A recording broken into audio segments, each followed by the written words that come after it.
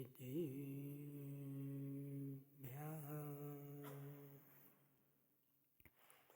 ॐ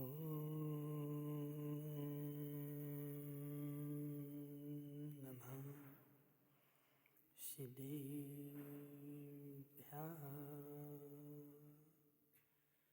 ॐ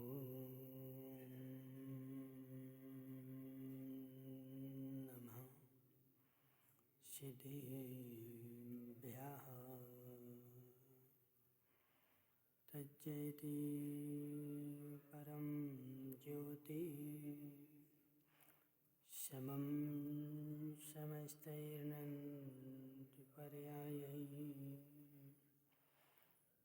दर्पणतलिविशकला प्रतिफलति पदार्थमालिका यत्र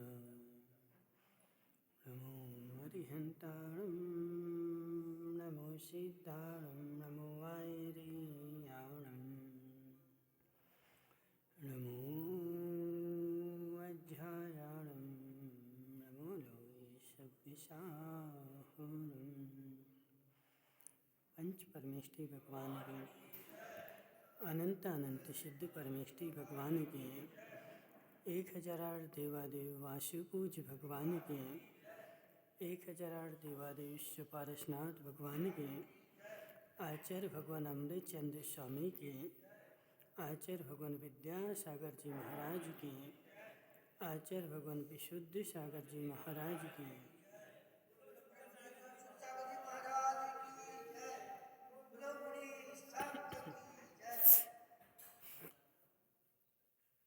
मनुष्य तीर्थंकर भगवान की दिव्य देशना श्यादवाद वाणी जयवंत हो। आचार्य भगवान अमृत चंद्र स्वामी पुरुषार्थ सिद्धि उपाय ग्रंथ में हिंसा का स्वरूप समझा रहे हैं कि है जीव, एक जीव थोड़ी हिंसा करके भी बहुत फल को प्राप्त होता है और एक जीव बहुत हिंसा करके भी थोड़े फल को प्राप्त होता है।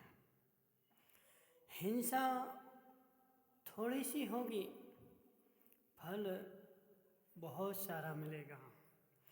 हिंसा बहुत सारी होगी और फल थोड़ा सा मिलेगा। इतने सारे युद्ध लड़े, युद्ध में इतनी सारी हिंसा हुई, शेर बेचारे ने जिंदगी भर हिंसा की, प्रत्येक हिंसक प्राणी ही उसका नाम है। पूरे जीवन भर जीवों का घात करता रहा और घात करके अपना पेट भरा। प्रवीण भाई, शेर ने कितनी रोटियां खाई? एक भी रोटी नहीं खाई। जीवन में एक भी रोटी नहीं खाई, मात्र खाया तो क्या, दूसरे जीवों का कलेवर खाया, दूसरे जीवों का घात करके खाया और पूरे जीवन भर हिंसा करता रहा और इतनी सारी हिंसा का फल निश्चित ही वह नरक में जाएगा।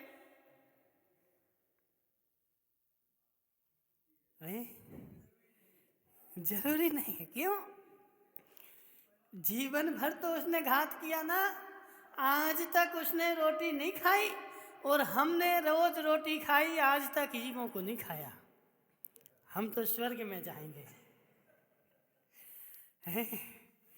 हमने जीवों को नहीं खा करके रोटी खाई और उसने रोटी नहीं खा करके जीवों को खाया, फिर भी उसका निश्चित नहीं कि नरक में जाए और हमारा निश्चित नहीं कि हम स्वर्ग में जाएं। थोड़ी हिंसा भी बहुत फल को देती है और बहुत सारी हिंसा भी थोड़े फल को देती है। वह बाहरी हिंसा तो हमें दिख रही, लेकिन उससे हिंसा होती ही नहीं है। जीवों का घात करने से हिंसा होती हो, ऐसा स्वरूप ही नहीं है। अजित भाई, किसी का मोरे से घात हो गया, अब घात हो गया अब मैं निश्चित कर्म के बंध को प्राप्त हो गया, ऐसा स्वरूप ही नहीं है। क्यों? एक साथ मिलकर की गई हिंसा, एक ही प्राणी को देखो, शास्त्र से देखो प्रवीण भाई, एक व्यक्ति का घात हुआ और उस एक व्यक्ति के घात में 10 लोग सहकारी थे, और जब रिपोर्ट हुई तो 10 लोगों का नाम लिखा गया कि इनने मिलकर के इस जीव का घात किया, और 10 को पुलिस ने पकड़ा और केस जाकर के कोर्ट में लगाया, और कोर्ट में केस चला 1 साल, सुनवाई हुई सबकी। सुनवाई के बाद कोर्ट ने क्या सबको एक सी सजा दी?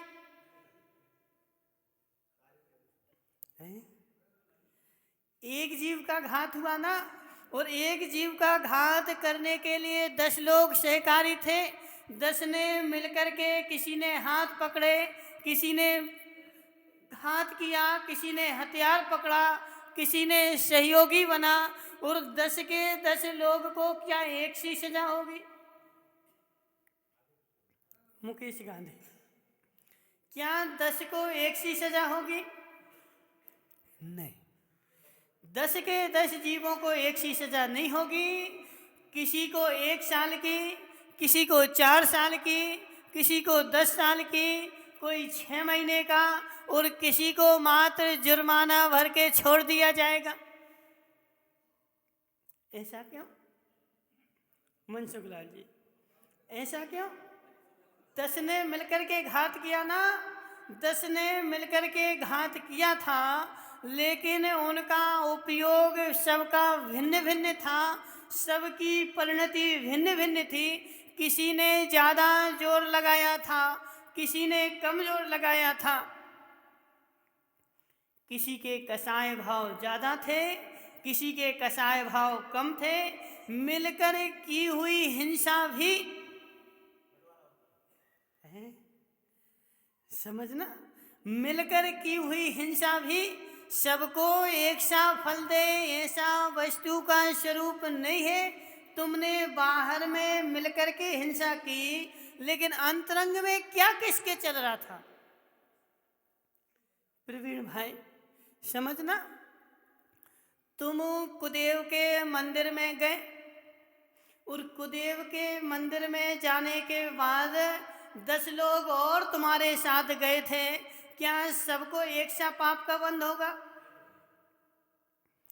कोई बेचारा किसी कामना को लेकर के जा रहा है, कोई बेचारा अपनी पद्धति को लेकर के जा रहा है, और कोई बेचारा अब 10 के बीच में फंस गया तो जाना पड़ रहा है। किसी को जाना पड़ रहा है, और कोई बेचारा शौक से जा रहा है, नहीं भी काम हो तब भी जाएंगे। सुनो धम्मू भाई, देखो ऐसा भी कई बार होता है। अब बेचारे अज्ञान दशा में बंद कर लो, कुछ भी काम नहीं है। 4 मित्र जा रहे थे, सो हम भी देखने के लिए चले गए। मेरा तो कोई प्रयोजन ही नहीं था, मेरा तो कोई मतलब ही नहीं था, मैं तो मात्र दूसरे के साथ में चला गया था। अब दूसरे के साथ में गए, उसमें भी अब तुम्हारा विभाग होगा, उसमें भी परिणामों का बंटवारा होगा। तुम दूसरे के साथ में गए तो जबरदस्ती गए, मर्जी से गए, प्रमाद से गए, कसाई के वश होके गए, दूसरों को दिखाने के लिए गए।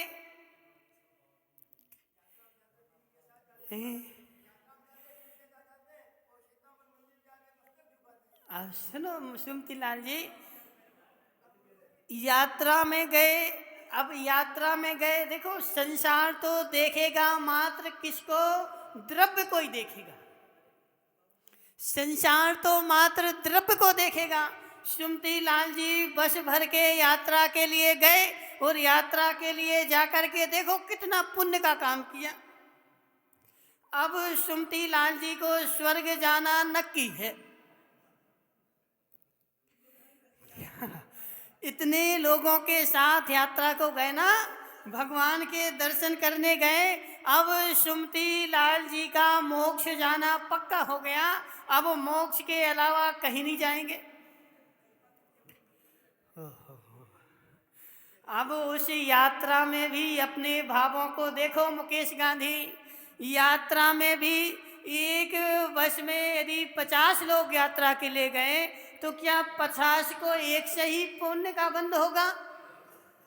उन 50 में भी कोई बेचारा ऐसा होगा जो यात्रा करते करते भी घोर पाप का बंध कर रहा होगा। यात्रा करते हुए राजू भाई डीजल वाले, यात्रा करते हुए भी घोर पाप का बंध। सुनो, शिखर जी गए, अब साल भर हो गया धम्मू भाई कहीं गए नहीं हैं, कहीं घूमने जाना है। साल भर से घाटोल में हैं, कहीं गए नहीं हैं। चलो शिखर जी घूम के आते हैं। शिखर जी घूमने के लिए गए कि यात्रा के लिए गए? कई लोग ऐसे भी हैं, शिखर जी जाएंगे और रुकेंगे वहां 8 दिन, लेकिन भगवान का मुंह तो मात्र कितना एक ही दिन देखा, और एक दिन में ही मात्र कितना 10 मिनट ही देखा। और 10 दिन क्या किया? संसार में घूमते रहे, सिनेमा घर में, खेत में, इसमें विसमें, और घूमते रहे। और संसार क्या बोलेगा? प्रवीण भाई यात्रा को गए हैं। अब यात्रा तुम्हारी कैसी चल रही? यात्रा, उसका घूमने का नाम यात्रा है ही नहीं।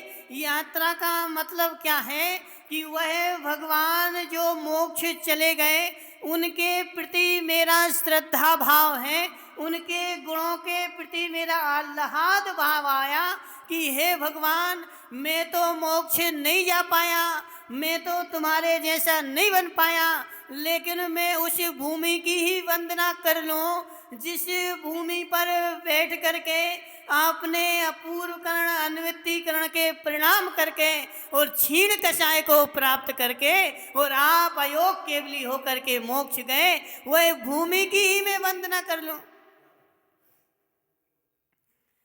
ऐसे भाव अंदर में आए और ऐसे भाव लेकर के यात्रा के लिए गए तो वह यात्रा है। और मात्र क्या, साल भर हो गया घाटोल में रहते, कहीं गए नहीं हैं।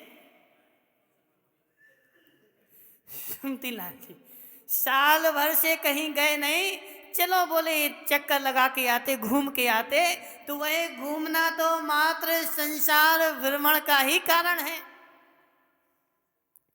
भगवान की महिमा आए, गुणों की महिमा आए, और उन गुणों के महिमा के कारण तुम उनकी वंदना करने जाओ, तब तो वह यात्रा के अंतर्गत है। यात्रा में भी 50 लोग जाएंगे और 50 में से कोई ऐसा बिरला ही होगा जिसके भाव यात्रा करने के होंगे। प्रवीण भाई, अब जो है सो है। देखो, अब सुमति लाल जी ने बोला और परिणामों का व्याख्यान चल रहा है, तो व्याख्यान तो करना ही पड़ेगा। जो है सो है। तुम यात्रा करने जाओ, सब तुम्हारी प्रशंसा करेंगे, लेकिन मेरे निज के परिणाम मेरी प्रशंसा कर दें कि आज मैंने तीर्थंकर भगवान के निर्वाण क्षेत्र की वंदना की है। इसे अंदर से आह्लाद भाव तो आए। और वंदना करने के बाद श्रीपाल जी शिखर जी गए। कितनी बार गए? 4-5 बार गए ना। 4-5 बार शिखर जी जाने के बाद तुम्हें क्या मिला?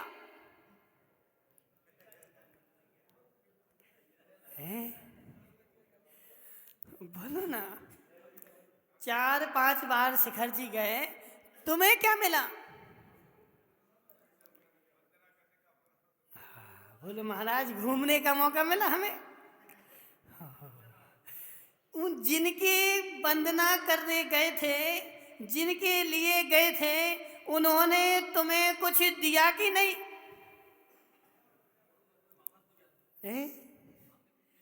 मांगने नहीं गए ना? तो मांगने नहीं गए लेकिन ले तो लेते ना उनसे कुछ।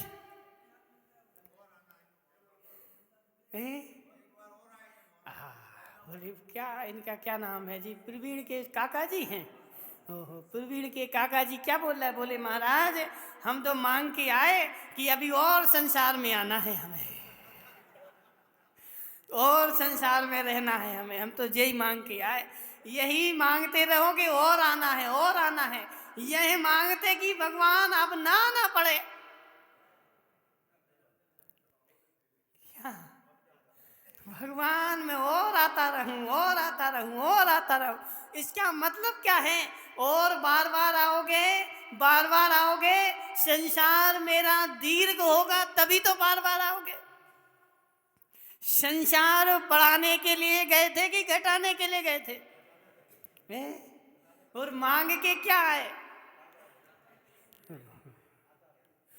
दामू भाई पूछो इन भानु भाई से। भानु भाई संसार घटाना था और बढ़ाना मांग के आ गए कि हे भगवान मैं और आता रहूं, मैं और आता रहूं, जबकि बोलना यह था कि हे भगवान मैं अब ना आऊं।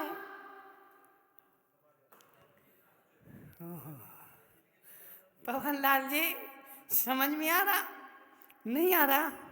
मैं अब ना हूं भगवान, मैं आज आपके दर पे आया हूं, अब मेरी ऐसी योग्यता हो जाए कि अब मैं कभी तुम्हारे दर पे ना आऊं। नहीं पच रहा राजू भाई, नहीं पच रहा जित भाई, पच रहा है। देखो जी पीछे वाले राजू भाई डीजल वालों को नहीं पच रहा। बोले महाराज अब ना आऊं, ऐसा कैसे हो सकता है? मैं तो बार बार आऊंगा। बार बार आओगे मतलब संसार तुम्हारा दीर्घ रहेगा। मैं संसार अल्प करने गया था और उनसे थोड़े से गुण लेकर के आ जाते। मैंने मांगा तो क्या, उनसे भी संसार ही मांगा कि हे भगवान मैं आपके दर पे आता रहूं, मुझे तुम संसार में रोके रखना। सुनो श्रीपाल जी, भगवान के दर पे जाकर के भी कुछ लेकर के आना था। उनके गुणों में से एक थोड़ा सा अंश ही लेकर के आ जाते। उनके गुणों का थोड़ा सा अंश ही लेकर के आ जाते। धम्मू भाई तुम कभी पार्क में गए घूमने? पार्क में गए ना घूमने? अब पार्क में घूमने गए, वहाँ घूमा, अच्छे बढ़िया बढ़िया फूल लगे हुए थे, गुलाब के सफ़ेद, गुलाबी, लाल, पीले, नीले जैसे जैसे लगे थे। सो तुम्हारा मन हुआ कि नहीं कि एक कलम हम लेके ही चलते हैं? एक कलम हम तोड़ के लेके चलते हैं और यह कलम अपने घर पे लगा देंगे और यह कलम लगा करके बड़ी हो जाएगी, मेरे भी घर में फूल खिलेंगे। ऐसे सिद्ध क्षेत्र पर वंदना के लिए गए सुमती लाल जी, उन भगवान की गुणों की एक कलम लेके आ जाते। एक गुण की कलम लेके आ जाते। भगवान के पास अनंत गुण हैं। कितने? अनंत गुण हैं और उन अनंत गुणों की कलम में से एक गुण की पूरा नहीं, एक छोटी सी कलम लेकर आते और अपने हृदय भूमि में लगा देते और उसमें रोज पानी डालते, वह फल जाती और तुम भी अनंत गुण के धनी हो जाते। लेकिन सेठ जी साहब आज तक बोले मैंने ऐसा सोचा ही नहीं। आज तक मैं सिद्ध क्षेत्र की वंदना के लिए गया और वहां क्या मांगा कि हे भगवान मैं आपके यहाँ आता रहूं, आपकी वंदना करता रहूं, क्षेत्रों की वंदना करता रहूं। करते रहोगे संसार में रहोगे, एक बार जाओ बार बार जाने की आवश्यकता ही नहीं। हैं? बार बार जाने की आवश्यकता नहीं, एक बार जाना, एक बार जाना। देखो आचार्य भगवान विद्यासागर जी महाराज कितनी बार वंदना को गए तुम अजित भाई? हैं? एक ही बार गए बस। आज तक तुमने एक ही बार वंदना की आचार्य से की बस।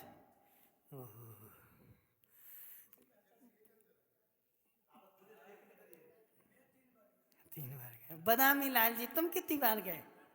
7-8 बार गए ना। प्रवीण भाई 10 बार गए। तुम 10 बार गए, बार बार गए, बार बार गए, लेकिन आचार्य श्री अपने गुरु के पास कितनी बार गए? एक ही बार गए बस। दूसरा जाने का काम ही नहीं, एक बार गए। और यहाँ से हम तभी जाएंगे जब हमारा काम हो जाएगा। बार बार जाने का कोई काम ही नहीं। बार बार जाओगे संसार में भटकते रहोगे। एक बार जाओ, एक बार जाओ और उनके गुण थोड़े से अपने में ले लो, फिर मेरी गारंटी है बार बार जाने का समय ही नहीं आएगा। मैं जाता हूँ और खाली हाथ लौट के आ जाता हूँ। सुमति लाल जी क्या होता? सिद्ध क्षेत्र की वंदना के लिए गए, अरहंत की वंदना के लिए गए, आचार्य की वंदना के लिए गए, उपाध्याय की वंदना के लिए गए और साधु की वंदना के लिए गए, लेकिन जैसे गए वैसे लौट के आ गए। हितेश मुंगानिया जैसे गए वैसे लौट के आ गए। उनसे मैंने कुछ लिया ही नहीं।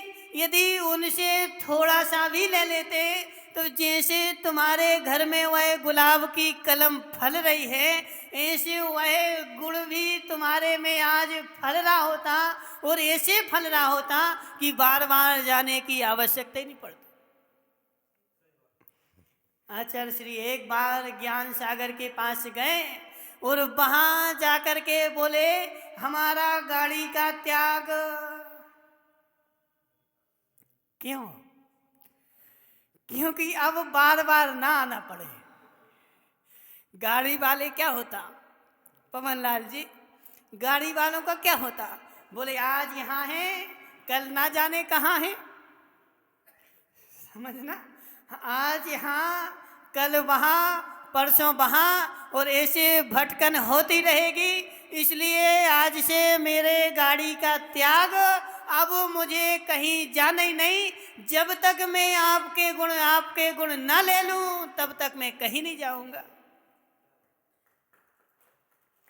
और एक बार ले लिए फिर संसार की भटकन खत्म हो गई, बंद हो गई। लेकिन हमारी भूल मात्र यही चल रही मुकेश गांधी कि हम गाड़ी में बैठ करके और बार बार जाने का प्रयास करते हैं, लेकिन लाने का तो कुछ प्रयास करते ही नहीं। कुछ ले लोगे तो जाना नहीं पड़ेगा। सुमति लाल जी सत्य है कि नहीं? कुछ लेके आओ, वंदना करने जाओ, वंदना करने जाओ, कुछ लेके आओ। अब बोले महाराज लेके तो आते हैं क्या? क्या बोले शिखर जी जाएंगे, वहाँ बहुत अच्छे अच्छे बैग मिलते हैं। समझना, बैग लेके आएंगे, खेल खिलौने लेके आएंगे। कोई बेचारा वो गड़ा ताबीज लेकर के आएगा, कोई डिब्बियां लेकर के आएगा। यह जो लेकर के क्या आए, वह भी क्या लेकर के आए? तो बोले परिग्रह ही लेकर के आए। और परिग्रह क्या है? हिंसा का आयतन है। जिसके लिए गए थे जयंती लाल जी, जिसके लिए गए थे उसकी तो खबर ही नहीं। होता यही है शिखर जी जाओ, किसके लिए गए थे? श्रीपाल जी बगेरिया तुम शिखर जी क्यों गए थे? हैं? वंदना करने के लिए। तुमने कितनी वंदना की थी? 6 वंदना की ना। और बाजार में कितनी बार घूमे थे?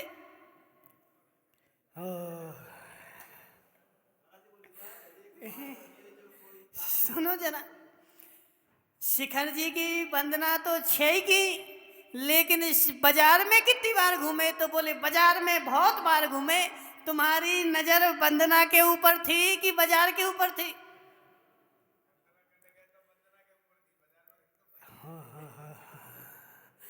वंदना के ऊपर दृष्टि कम थी और बंध के ऊपर दृष्टि ज्यादा थी। जो वंदना करने भी गए थे लेकिन बंध करके ही आए थे। एक बार सुमति लाल जी ऐसी वंदना कर लो। कर लोगे? कर लोगे? सुनो सुमति लाल जी, एक बार ऐसी वंदना कर लो जैसे आचार्य भगवान विद्यासागर जी ने की। कौन? श्वेतांबर में जाओ, लेकिन श्वेतांबर मत हो जाओ।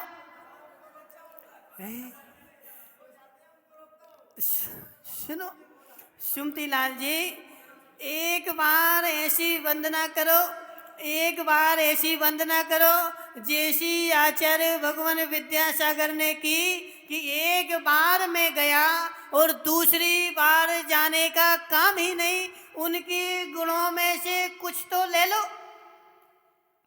वह डिब्बा डिबिये माताओं यहाँ भी मिल जाएंगी, वह बैग यहाँ भी मिल जाएंगे। शिखर जी जाकर के बैग खरीदने की आवश्यकता नहीं है। उन अनंत सिद्धों के गुणों में से कुछ पर मेरी दृष्टि चली जाए, थोड़े सा द्रव्य भी मैं लेकर के आ जाऊं, मेरा कल्याण निश्चित है। और मेरी गारंटी हितेश मुंगानिया, यदि सिद्धों के गुणों में से थोड़ा सा भी तुम लेकर के आ जाओगे, तुम्हें दूसरा जाने की आवश्यकता नहीं पड़ेगी, तुम स्वयं सिद्ध बन जाओगे। माताओं समझना, तुमने कभी दही जमाया? दही जामन वाला जमाया ना? जब मुझे दही जमाना है और दही जमाने के लिए जामन नहीं है तो पड़ोसी के यहाँ मांगने जाना पड़ता है। थोड़ा सा जामन दे दो, हमें दही जमाना है, मेरे घर में दही नहीं है। लेकिन एक बार उसका थोड़ा सा जामन लेकर के आ गए, फिर दूसरे दिन जाओगे।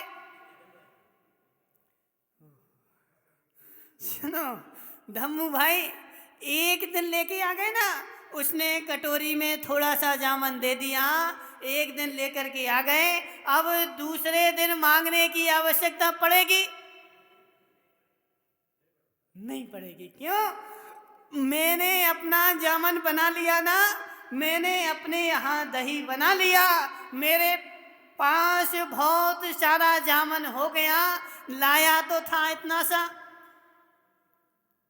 लेकिन हो गया बहुत सारा। ऐसे सिद्धों के गुणों में से एक अंश भी लेकर के आ जाओ, तुम्हारे पास गुणों का भंडार हो जाएगा। दूसरी बार प्रवीण के काका जी जाना ही नहीं पड़ेगा।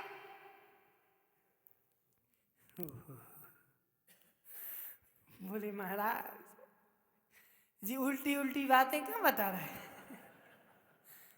हैं? कि दूसरा जाना ही नहीं पड़े।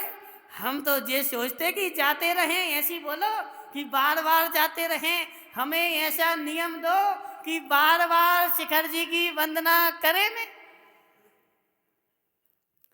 ये नियम नहीं देना चाहिए। ऐसा नियम लो कि एक बार वंदना करूं और बार बार ना जाना पड़ूं। वहां पर लिखा क्या है? एक बार वंदे जो कोई, ताकि नर पशु गति नहीं होई। जब नर गति भी नहीं होगी, पशु गति भी नहीं होगी, नरक गति भी नहीं होगी, तो फिर बचेगी कौन सी? सुनो श्रीपाल जी, एक बार वहां तो उन्होंने ऐसे लिखा क्या, एक बार वंदे जो कोई, ताकि नर पशु गति नहीं होई, नर गति भी नहीं होगी, पशु गति भी नहीं होगी और त्रियंच गति भी नहीं होगी। अब मात्र एक कौन सी मोक्ष गति बचेगी। अब मैं तो क्या सोचता हूँ, मुझे एक बार नहीं बार बार करना है, रोज करना है। हे भगवान, मैं रोज वंदना के लिए आता रहूं, हर साल आता रहूं, 100 साल तक आता रहूं, मुझे 100 साल की उम्र दे दो। समझना, वो कर्मकांड वाली माताएं कहाँ गई। जो आयु है ना, आयु पुण्य प्रकृति है कि पाप प्रकृति है। स्थिति जो है, स्थिति पाप रूप है कि पुण्य रूप है। ओहो, बोले महाराज चाहिए तो पुण्य है। शिखर जी गए किसके लिए? पुण्य के लिए। और मांगा क्या? जरा आगम के ऊपर हितेश मुंगाड़िया नजर तो डालो। उन दुकान में हींग जीरे मत देखते रहो। सुनो जरा, वो दुकान में हींग जीरे बेचते बेचते वो छगन मगन कहाँ गए? नहीं आए। दोनों वो छावे बैठे ना। देखो 70 साल के हो गए छगन मगन के बड़े भाई, हो गए ना राजमल जी। 70 साल में तुमने क्या देखा? बोले हींग जीरे। क्या देखा 70 साल? बोलो। 70 साल मात्र हींग जीरे ही देखते रहे, आगम को उठा करके देखा ही नहीं। और आगम को उठाकर नहीं देखा, मेरी आंखें आज तक खुली नहीं, मात्र बंद ही रही आई। आगम में क्या लिखा? स्थिति जो है, तीव्र स्थिति पाप के उदय में बनती है। तीव्र स्थिति का अनुभाग ज्यादा बंद होगा तो वह पाप के उदय में होगा। पुण्य के उदय में स्थिति अल्प बनती है। और हमने शिखर जी में जाके क्या मांगा कि हे भगवान, हम 100 साल के हो जाएं। मेरी उम्र बढ़ जाए, और उम्र बढ़ जाए मतलब स्थिति बढ़ जाए, और स्थिति बढ़े मतलब पाप के उदय से बढ़ेगी स्थिति। पाप का उदय होगा तो स्थिति बढ़ेगी। अब स्थिति बढ़ाने के चक्कर में मुझे खबर ही नहीं कि मैंने पुण्य का बंध मांगा कि पाप का बंध मांगा। अंदर में अभिप्राय है पुण्य के बंध का, और वचनों से कह रहा हूं पाप के बंध का। वीर भाई, 100 साल का हो जाऊं, 110 साल का हो जाऊं, 1000 साल तक जीऊं, हे भगवान 1000 साल की उम्र हो जाए, मैं हर साल शिखर जी आऊंगा। सत्य है कि नहीं? पारस भाई की क्या बात? सत्य है कि नहीं? तुम 1000 साल की उम्र तो मांग रहे, 1000 साल की स्थिति तो मांग रहे, लेकिन मांगा क्या इसका ही तो मुझे खबर ही नहीं है। ऐसी वस्तु क्यों मांगते हो? ऐसी वस्तु मांगो ना। हे भगवान, मेरा इसी साल मोक्ष हो जाए, मैं अगले साल लाऊं।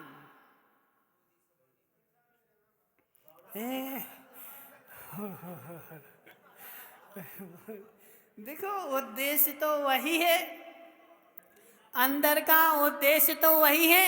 और गाथा भी यही चल रही है कि 10 जीव यदि एक सा घात करें तो 10 जीव को एक सा बंध नहीं होगा, सबको अलग अलग बंध होगा। अंदर में जिसका जैसा अभिप्राय होगा वैसा ही उसको बंध होगा। बाहर में हम कैसे कहते हैं, अष्टकर्म छिंदे छिंदे बिंदे बिंदे।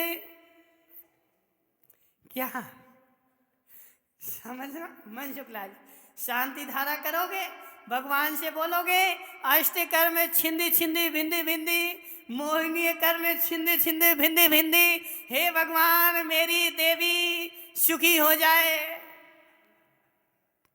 क्या बाहर में तो कह देंगे।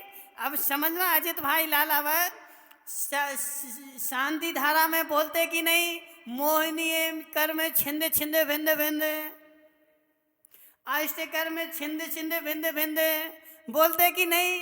और मेरी देवी मोहिनी कर्म है कि नहीं?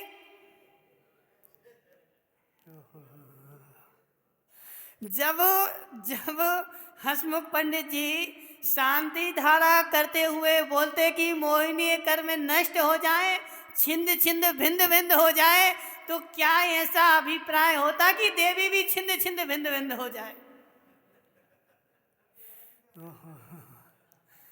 समझो मनसुख लाल जी, गहरी बात समझो कि बाहर में कह देना भिन्न चीज है, अंदर में अभिप्राय पड़े रहना भिन्न चीज है।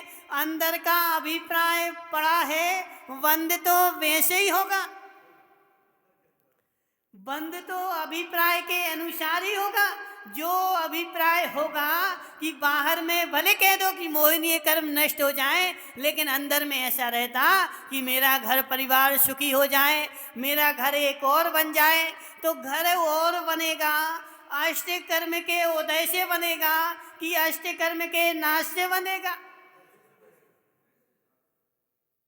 श्रीपाल जी, मेरी नई दुकान खुलेगी तो नई दुकान अष्ट कर्म के उदय से खुलेगी कि अष्ट कर्म के नाश से खुलेगी? हैं? क्या बोल रहे? अभिप्राय तो है अष्ट कर्म के बढ़ाने का, अष्ट कर्म बढ़ जाए।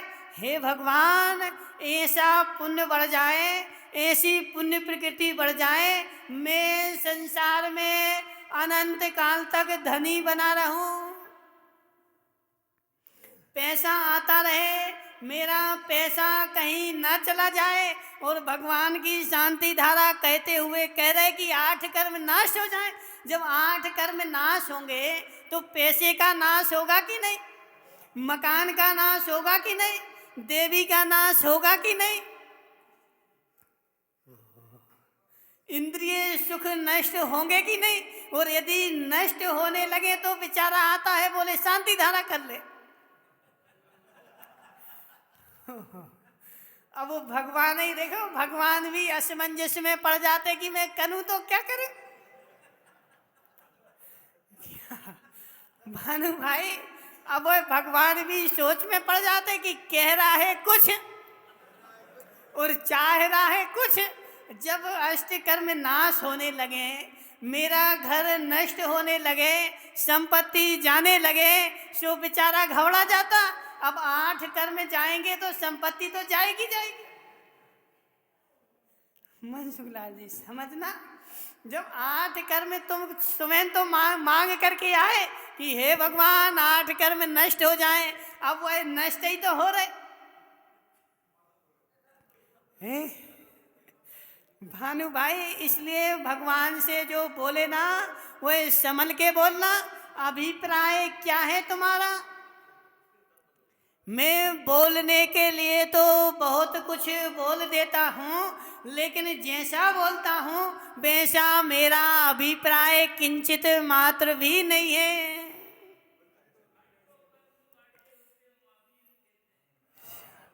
गांधी जी, चाय छूट गई। छोड़ दी ना, अब ऐसी आशा तो नहीं लगी कि चाय मिल जाए। सुनो जरा, कहने का अभिप्राय भिन्न होता है, करने का अभिप्राय भिन्न होता है। जो तुम्हारा अभिप्राय अंदर में बैठा है वही कार्यकारी है, बाहर का अभिप्राय कार्यकारी है ही नहीं। अंदर में का अभिप्राय होना, अंदर में ऐसा अभिप्राय होना कि मेरे 8 कर्म नष्ट हो जाएं, तो वह शांति धारा तुम्हारी नियम से 8 कर्म नष्ट करेगी। बताओ, करना है कि नहीं करना? बोले महाराज, अभी तो हमें ठंड लग रही, ठंड ही खत्म हो जाए, इतना ही करना है। ठंड चली जाए और गर्मी आ जाए, फिर हम अच्छे पंखा चलाने लगे। अब जी माता यहाँ क्यों बैठी? बोले महाराज ठंडी है ना, यदि गर्मी होती तो सब माताएं कहाँ? ना पंखा छूट रहा, ना कपड़े छूट रहे। वह एक क्या दो दो चार चार ओढ़ के, बोले घर में भी बैठेंगे ना दरवाजे बंद करके तब भी चार ओढ़ के बैठेंगे, और जब गर्मी लगेगी तो पंखा चला के बैठेंगे। अभी तुम्हारी दृष्टि ही नहीं बदली। मात्र कहने से कुछ होने वाला नहीं है। अष्टकर्म विनाशनाय। हे भगवान, 8 कर्म नाश हो जाए, हमने जी लौंग चढ़ा दी तुम्हारे लाने, क्या हमें मोक्ष का फल मिल जाए, इसलिए एक छोटी सी बादाम चढ़ाए देते, ले लो। अभिप्राय तो नहीं है, मात्र हम अभी ऊपर ऊपर से कह रहे हैं कि मोक्ष फल प्राप्त आए, अष्टकर्म विनाशनाय, मोह अंधकार विनाशनाय। लेकिन मोह के अंध का विनाश करना चाहते हो क्या? मोह के अंध का विनाश करना चाहते हो क्या? हितेश मुंगाणिया, ओहो देखो, भगवान से तो कहता भगवान मोह अंधकार विनाशनाय, और यहाँ आप पूछो ना, आप बोले नहीं करना महाराज, अभी नहीं करना। अंदर कुछ है, बाहर कुछ है, और यह मायाचारी भी किससे कर रहे हैं? भगवान के सामने बैठ करके भी मायाचारी हो रहे। अभी मैंने ऐसा निश्चय किया ही नहीं कि मुझे मोहनीय कर्म नष्ट करना है। धम्मू भाई, करना है कि नहीं करना? बोले अभी नहीं करना है। कब करेंगे? कब करेंगे? अभी थोड़े खेल लें दो, हमारी उम्र ही क्या है, अभी तो मैं 40 साल का हूँ, अभी 40 साल का हूँ, थोड़े खेल लूँ, अभी थोड़े घर का आनंद ले लूँ, 2-4 खंड का मकान और बना लूँ। जब मेरी मुंडी हिलने लगेगी, क्या जब मुंडी हिलने लगेगी, दांत सारे झड़ जाएंगे, पेट में आते बचेंगी नहीं, फिर कहेंगे कि हमें मोहिनी कर्म का नाश करना है।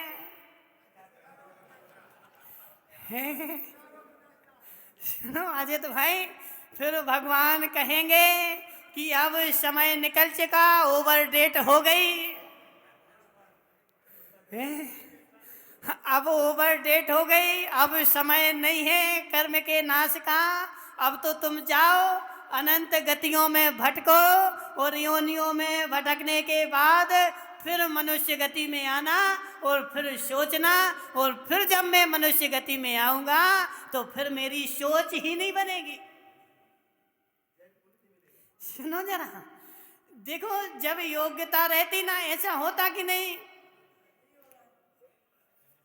क्या नाम इसका?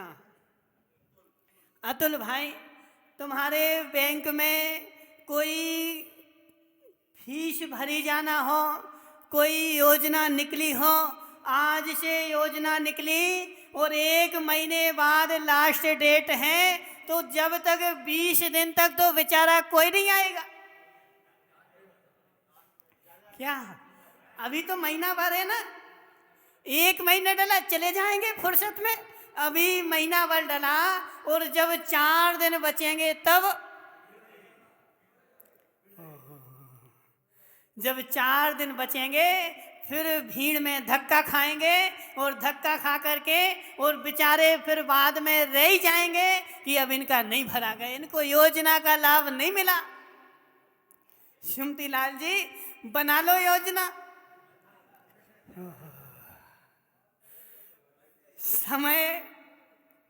समय निकल जाएगा। जब तुम योजना बनाओगे तब डेट निकल जाएगी। अभी डेट है, योजना बना लो। अभी योजना बन गई तो समय पे काम हो जाएगा, और डेट निकल गई तो फिर वही योजना में बेचारे को देखो, उस योजना में ही फिर जन्म लेना पड़ेगा। योजना तो खूब बनाई हमने। किसकी योजनाएं बनाई? आज तक जितनी भी योजनाएं बनी वह मेरे संसार वृद्धि के कारण रूप ही बनी। मोक्ष के लिए तो मेरी योग भी योजना आज तक नहीं बनी। और मोक्ष की योजना मात्र इतनी है कि मेरे जो बाहर के परिणाम है ना, वह बाहर जो मैं कह रहा हूं वह अंदर से भी कहने लगूं। जो बाहर में चाह रहा हूं वह अंदर से भी चाहने लग जाऊं। अजित भाई, जितना अशुभ काम है वह मैंने आज तक अपने वचनों से कहा नहीं है। जितना अशुभ काम है वो मैंने अपनी काय से किया नहीं है। लेकिन मन में तो मेरे बैठा रहा। जो मैं वचन से नहीं किया वह मन में भी आ जाए, मेरे 8 कर्म नष्ट हो जाएं, ऐसी श्रद्धा है भानु भाई।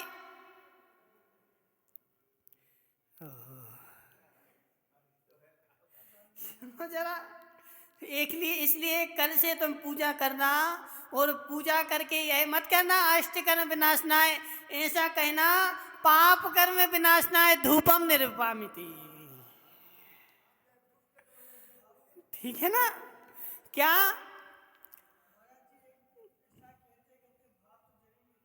क्या अभी खबर ही नहीं है, जगेंगे कहाँ?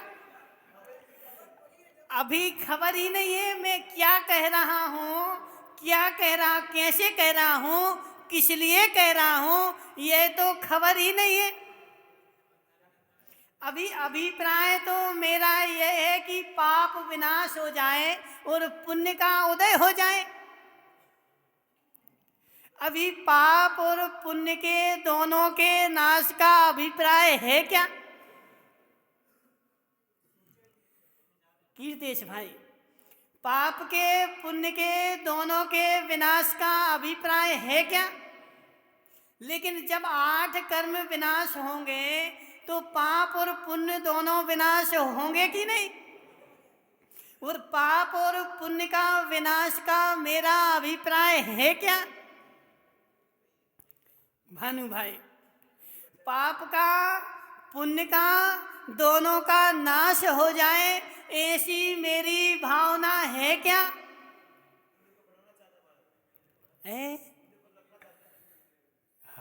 बोले देख लो, अब देखो, अब भानु भाई ने सत्य बोला। बोले महाराज पुण्य मिल जाए ऐसी भावना है। पंचम गति मिल जाए। हो। देखो, मायाचारी करने के भी 1000 तरीके हैं, एक हाथ नहीं 1000 तरीके हैं। बोले पंचम गति मिल जाए तो पंचम गति पुण्य के नाश से मिलेगी कि पुण्य के उदय से मिलेगी? तो पहले ऐसा मेरा अभिप्राय तो बने कि पुण्य और पाप दोनों विनाशनाय।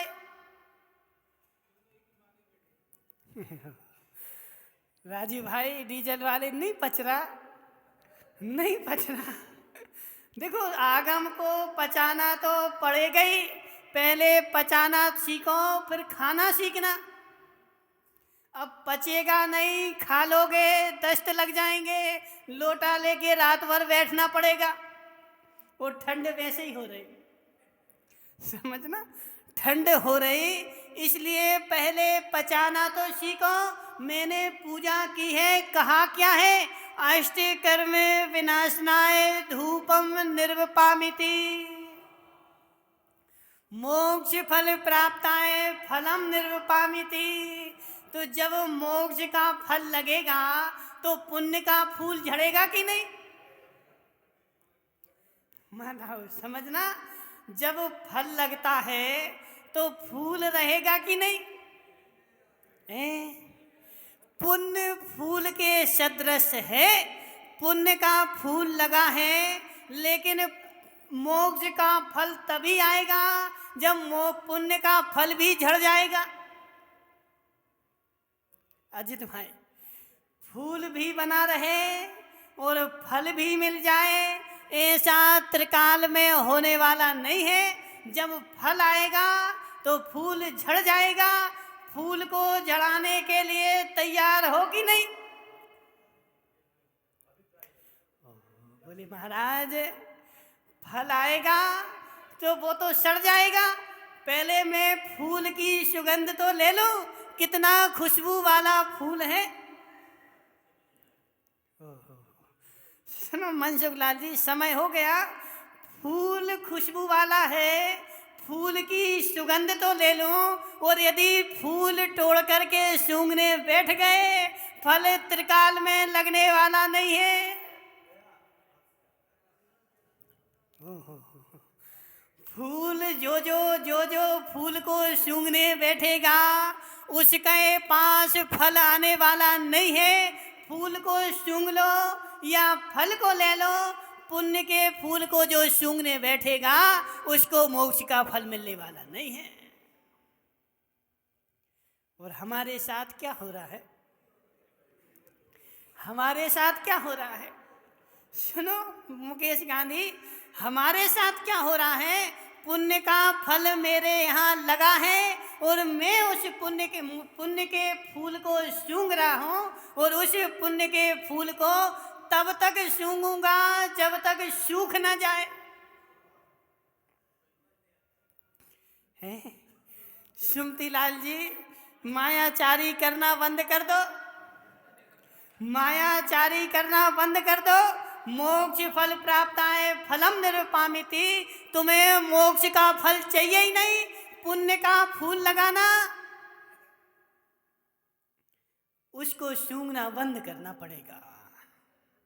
वह तीर्थंकर देखो, पारसनाथ भगवान भरी जवानी में पुण्य का फूल लगा था और उस पुण्य के फूल को सूंघा नहीं और चल दिए कहाँ जंगल की ओर। मैं यदि फूल सूंघने बैठ जाऊंगा तो फल नहीं मिलेगा।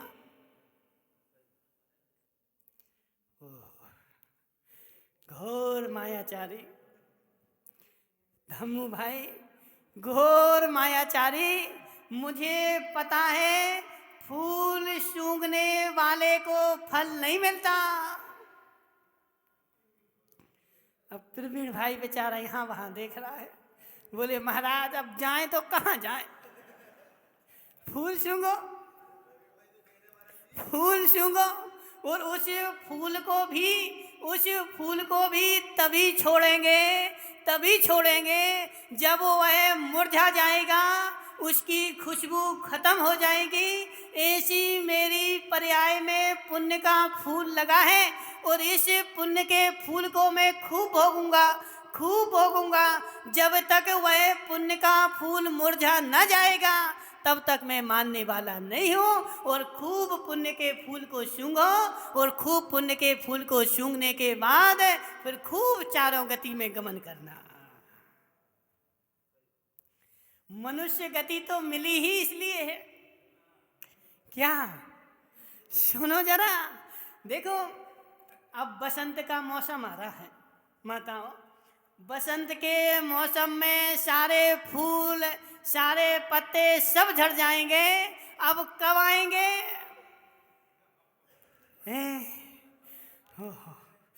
कब आएंगे भाई फूल?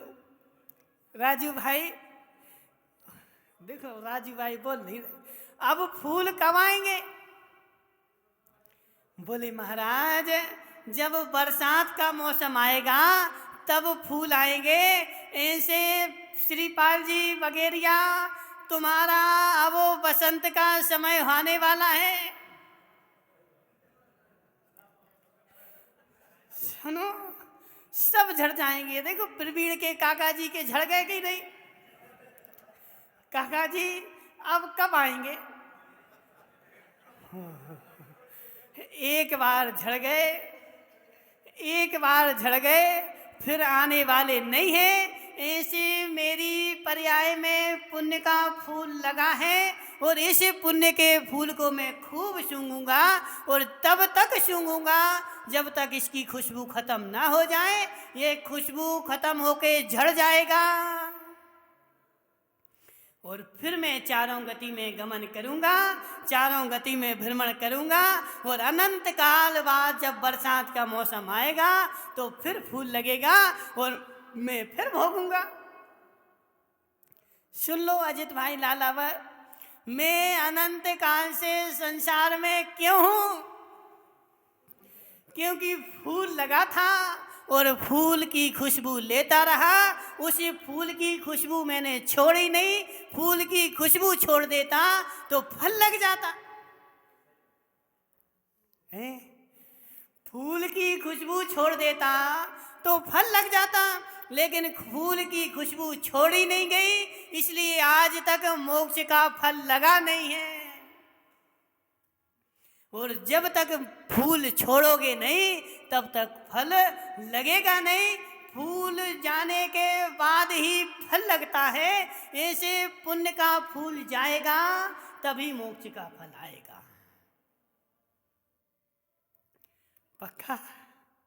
देखो मनसुखलाल जी, ऐसा नहीं है। अजित भाई लालावत को भी बहुत कुछ समझ में आया है। अजित भाई लालावत जो 6 महीने थे पहले थे, अब वो नहीं बचे। अजित भाई कुछ तो अंदर गया है, कुछ तो अंदर गया है। जब फूल झड़ेगा तब फल आएगा। ऐसे पाप का फूल जाता है तो पुण्य की खुशबू आती है, और पुण्य के फूल की खुशबू भी जाती है तो मोक्ष का फल आता है। दोनों के जाने के बाद ही मोक्ष का फल मिलता है। ऐसे भानु भाई कोठारी, अष्ट कर्म विनाशनाय धूपम निरुपामिति, तो 8 कर्म में पुण्य का फूल भी है और पाप का फूल भी है। दोनों को अभाव होगा तब मोक्ष का फल लगेगा। इसलिए हितेश मुंगाड़िया, मैं छगन मगन के परिवार में पैदा हुआ हूँ। मेरे पास पैदाइशी संपत्ति है। क्या प्रवीण भाई, तुमने तो आज कमा ली, तुम तो आज ही बड़े आदमी हो। उसके पास तो पीढ़ी दर पीढ़ी बड़ा आदमी है, इसलिए वह पीढ़ी दर पीढ़ी तुम्हारा फल फूल पेड़ जो है ना 12 महीने फल रहा है। तुम उसके फूल की खुशबू लेते रहोगे तो फूल झड़ जाएगा, फूल छोड़ना पड़ेगा। हसमुख पंडित जी, बुरा तो नहीं लग रहा है? जो है सो है, फूल झड़ेगा तो फल लगेगा। ऐसे पुण्य का फूल भी तब झड़ेगा तब मोक्ष का फल लगेगा। मोक्ष का फल जिसको चाहिए है उसको दृष्टि ऐसी ही बनानी पड़ेगी। ऐसी दृष्टि बनाए बिना मोक्ष मिलने वाला नहीं है। बोले शांतिनाथ भगवान की। जवानी की ज्ञान